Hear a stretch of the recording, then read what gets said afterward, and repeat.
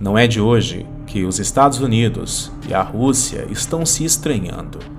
Existem rumores de guerras entre essas duas potências, e cada uma possui um forte armamento e também aliados potentes. Mas você sabe o que aconteceria de fato se acontecesse uma terceira guerra mundial? Com toda certeza, seriam essas duas potências que estariam comandando todo este conflito. A pedido de vocês, elaboramos este vídeo para compararmos o poder bélico dos Estados Unidos e da Rússia. Em um confronto, quem será que venceria?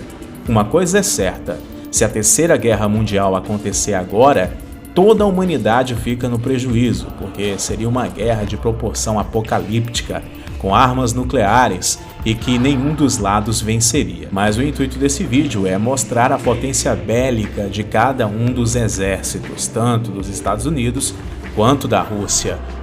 Sentem-se, crianças. O tio Lu vai contar uma história para vocês.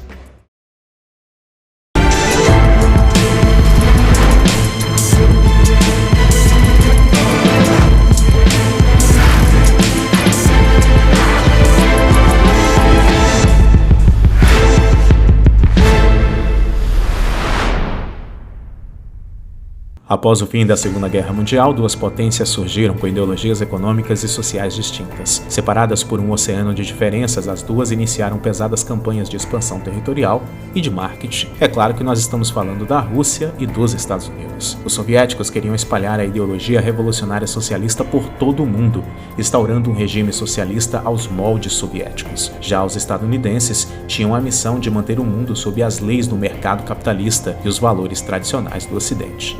Começa aí então a famosa Guerra Fria. Para manter o jogo em pé de igualdade, as duas potências investiram pesado em seu poderio militar e em projetos espaciais. Porém, tudo acabou com o fim da antiga União Soviética em 1991, após um período de sucessivas recessões.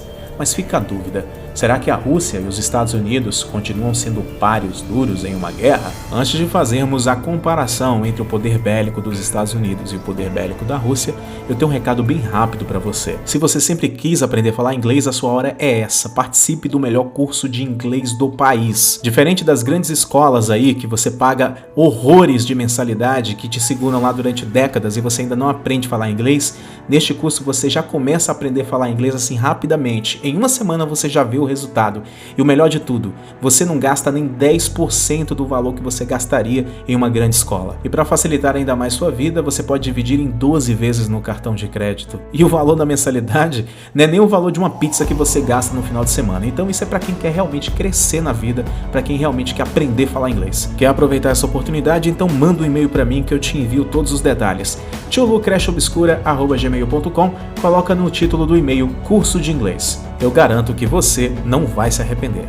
Vamos analisar agora o poder bélico dos Estados Unidos com o poder bélico da Rússia. Em termos de soldados nos três ramos das Forças Armadas, Exército, Marinha e Aeronáutica, os russos possuem 850 mil militares, com cerca de 2 milhões de reservistas e uma população masculina em idade militar de cerca de 35 milhões. Já os Estados Unidos possuem cerca de 1,4 milhão de militares no serviço ativo, com cerca de 1 milhão de reservistas e uma população masculina em idade militar de cerca de 80 milhões. Agora vamos ver o poder aéreo. Mais uma vez, os norte-americanos estão à frente dos russos, mas dessa vez a vantagem parece ser abismal. No total, a Força Aérea dos Estados Unidos opera cerca de 14 mil aviões, nos quais 2 mil são caças ou interceptadores, 2,5 mil são aviões de ataque e mais de 4 mil aviões são de transporte, 4 mil helicópteros, dos quais 1.000 são de ataque, com o restante da frota sendo de aviões de treinamento, reabastecimento ou de guerra eletrônica. Já os russos operam cerca de 5 mil aviões no total, menos da metade dos Estados Unidos, dos quais 800 são caças ou interceptadores, 1,5 mil são aviões de ataque, mais de 1.000 são de transporte e 1,5 mil helicópteros, dos quais 500 são de ataque. Portanto, no quesito força aérea, os Estados Unidos mais uma vez estão na frente, mas dessa vez em uma proporção muito maior, é quase 3 aviões dos Estados Unidos para 1 da Rússia. Agora vamos para os mares. Na Marinha, mais uma vez, os Estados Unidos estão na frente, operando 300 aviões com outros 100 em regime de parceria privada. O grande destaque da Marinha norte-americana são os seus 10 grandes porta-aviões, capazes de transportar 90 aviões de ataque cada um. Cada porta-aviões possui um Strike Group, que é composto pelo porta-aviões em si por um cruzador, 2 destroyers, uma ou mais fragatas, 2 submarinos nucleares e vários navios de suprimento. Cada Strike Group é formado por cerca de 8.000 militares e os Estados Unidos possuem 10 desses Strike Groups espalhados ao redor do mundo. Os navios que compõem os Strike Groups são armados com mísseis antiaéreos capazes de evitar a aproximação de aviões inimigos e também sistemas antimísseis. Os submarinos protegem o grupo de ataque de outros submarinos e, ao mesmo tempo, mantêm afastados navios inimigos. Também opera 9 porta-helicópteros que podem também ser de ataque de uma frota de 75 submarinos,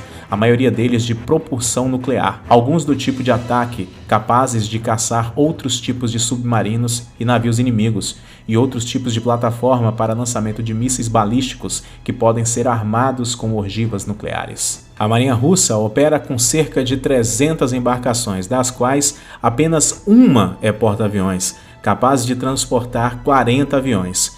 A sua frota de submarinos é menor, sendo composta por cerca de 55 embarcações. Os russos são muito fortes na defesa costeira, graças a uma grande frota de mais de 80 corvetas. Apesar de ser inferior à Marinha norte-americana e de ter sofrido muito com os recentes cortes orçamentais, principalmente na sua frota de submarinos, a Marinha Russa ainda é muito poderosa e digna de respeito. É aquele velho ditado: o cachorro é pequeno, mas também morde. Agora vamos ver os blindados. De todas as áreas e ramos militares, a única em que os russos estão realmente à frente dos norte-americanos é no número de blindados, com os russos operando 15.000 blindados e os Estados Unidos apenas 9.000. Os russos também operam mais peças de artilharia do que os norte-americanos, mas em termos de veículos blindados de ataque tático, reconhecimento e transporte de tropas, os russos ficam novamente atrás, operando cerca de 30.000 veículos contra os mais de 40.000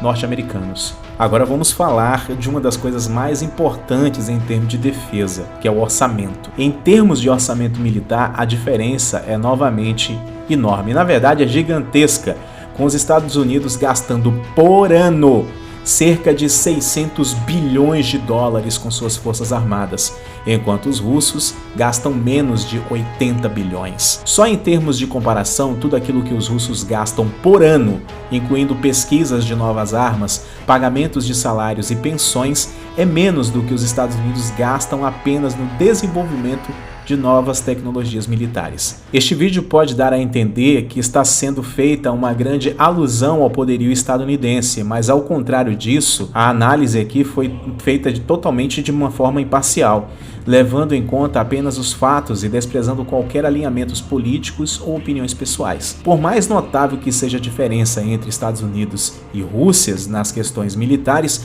o exército russo continua sendo um dos maiores e mais temidos do planeta. É necessário também levar em consideração os aliados de cada país e que também deixa os Estados Unidos em vantagem, tendo aliados em toda a Europa, como a Alemanha, França, Reino Unido e até mesmo a Ucrânia, e também aliados de peso na Ásia, como o exército sul-coreano e, é claro, os nossos olhinhos puxados, os japoneses. Em contrapartida, a Rússia também possui uns aliados fortes no Oriente Médio, como a Síria, além de parcerias estratégicas como a Índia e a China, que é outro problema aí. Logo, a Coreia do Norte, daquele baixinho gordinho lá, é aliada da China. Então, se a Coreia do Norte é aliada da China, é claro que indiretamente também é aliada da Rússia. Então você vê aí o grande balaio de gato que pode ser uma possível terceira guerra mundial. E por conta desses aliados da Rússia, um importante analista nos Estados Unidos declarou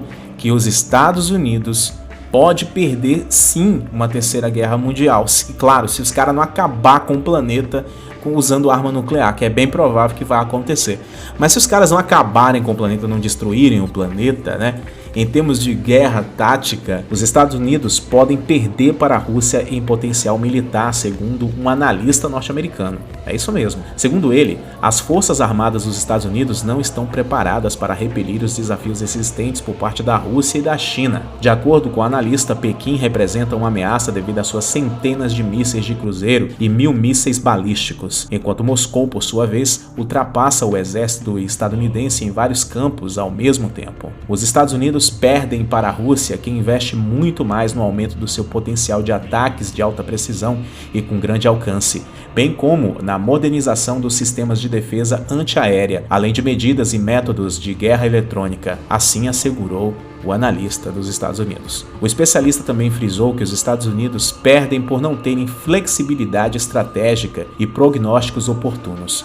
Ademais, ele acredita que a burocratização do sistema estadunidense pode atrasar em décadas a entrada de um sistema de novos armamentos. O analista sublinhou que, para responder aos desafios existentes, o Pentágono precisa recusar os projetos ambiciosos e mudar o esquema de financiamento de construção militar. Em particular, o analista enfatizou que é necessário alocar fundos adicionais para a criação e compra de bombardeiros estratégicos, projeção de drones furtivos e tecnologias de guerra eletrônica. Ultimamente, as autoridades estadunidenses têm várias vezes falado sobre a ameaça proveniente da Rússia e da China. Deste modo, a nova doutrina de segurança nacional e nuclear indicam Moscou e Pequim como as principais ameaças de segurança ao país. Ademais, no final de janeiro, o presidente dos Estados Unidos, Donald Trump, chamou estes dois estados de rivais norte-americanos. O vice-chefe do Estado-Maior dos Estados Unidos, General Paul Selva, assinalou que o Pentágono está elaborando um plano global das operações militares no caso de um possível conflito com a Rússia e com a China. Moscou, por sua vez, afirmou que lamenta tal retórica por parte de Washington e prometeu empreender medidas para assegurar sua segurança. Porém,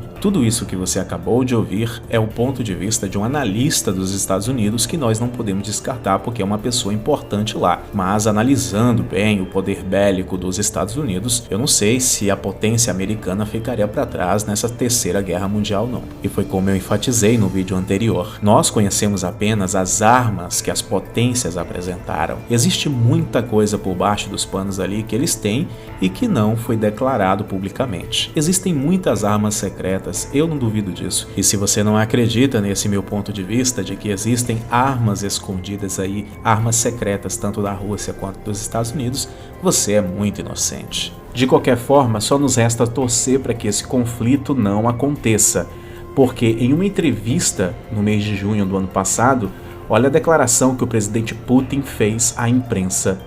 Não acredito que alguém sobreviveria a tal conflito. Isso ele se referiu a uma guerra direta entre Rússia e Estados Unidos. Levando em consideração que a Rússia e os Estados Unidos são duas potências com armas nucleares, tanto estratégicas quanto táticas, fica evidente que, em caso de alguma escalada, este conflito afetará toda a humanidade. Mas, além da explicação simples, há mais significados nas palavras do presidente Putin. Acredito que a declaração do líder russo se trata de certo impulso nos colegas americanos sobre precisarmos evitar certas tensões. Nesse caso, eu acho que esse sinal será percebido de modo correto pelos parceiros americanos que vão cuidar melhor da sua política externa de modo mais sério e não vão tentar mudar o sistema de relações internacionais. Segundo ele, a história mundial já foi testemunha de algumas crises nas relações russo-americanas, mas as partes sempre conseguiram se conter e evitar conflitos devastadores. Outra coisa que é muito importante a gente lembrar é que em 2015 a Rússia surpreendeu os Estados Unidos com seu poderio bélico. Trata-se não apenas de armamentos precisos de última geração, mas também de estilo e da velocidade da operação militar. Até então, os europeus e os norte-americanos imaginavam as tropas russas como milhões de soldados com uniformes gastos, velhos e milhões de toneladas de ferro. Mas a realidade é que a tecnologia militar da Rússia, os postos de comando e até mesmo o uniforme do exército russo aparentam como se estivessem expostos numa feira de armamentos. E esse exército também possui tática de combate muito superior ao que se imaginava. E recentemente, não muito tempo atrás, no ano passado, a Rússia revelou uma arma militar que poderia paralisar a marinha dos Estados Unidos. Os aviões russos com armas eletrônicas a bordo podem paralisar de fato a Marinha dos Estados Unidos e seus sistemas de defesa de mísseis. Então por aí você já tem uma ideia do que o exército russo pode fazer. Então logo chegamos a uma conclusão de que você não precisa ter armas caras para vencer uma guerra. Uma poderosa interferência radioeletrônica é suficiente para bagunçar tudo e você poder aplicar um ótimo ataque. A Marinha dos Estados Unidos confirmou que houve um encontro dessa embarcação e 2 aeronaves russas no Mar Negro. Todavia, os militares norte-americanos destacaram que o navio podia plenamente se defender a qualquer ataque. Agora, resta saber se essa resposta é verdadeira ou se foi apenas para não sair por baixo, né? Para não demonstrar medo, para não demonstrar ali que realmente os russos poderiam acabar com a Marinha norte-americana se eles quisessem. Enfim, armas, no meu ponto de vista, elas existem para que não precisem ser usadas, para que as pessoas olhem e deixem você em paz, para que uma pessoa saiba que você tem como se defender e aí nem projete um ataque contra a sua vida. A mesma forma as armas dos exércitos da Rússia e dos Estados Unidos. Elas existem para que ninguém tente começar uma guerra, para que ninguém tente atacar um ao outro, porque vai ter resposta. Mas todos nós, né, inclusive eles sabem que uma guerra dessa proporção pode de fato acabar com a humanidade.